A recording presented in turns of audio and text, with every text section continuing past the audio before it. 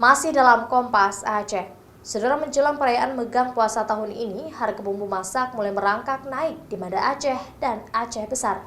Menurut pedagang, kenaikan tersebut dipicu kenaikan harga bumbu dapur seperti bawang dan jenis rempah-rempah lainnya. Seperti yang terpantau di Pasar Induk Lambaru Aceh Besar, penjual bumbu dapur sudah mulai menaikkan harga jual seiring naiknya harga bahan baku seperti bawang dan rempah-rempah. Menurut pedagang, harga tersebut diprediksi akan terus naik hingga hari Megang mendatang.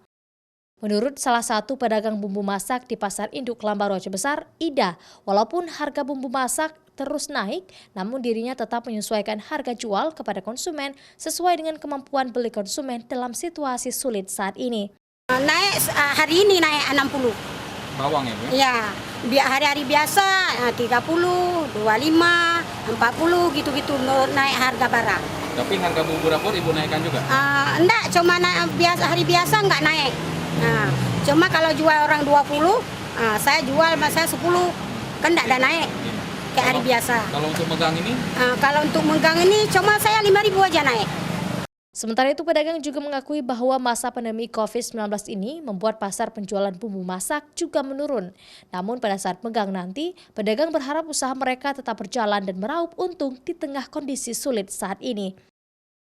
Mustajab, Kompas TV, Banda Aceh.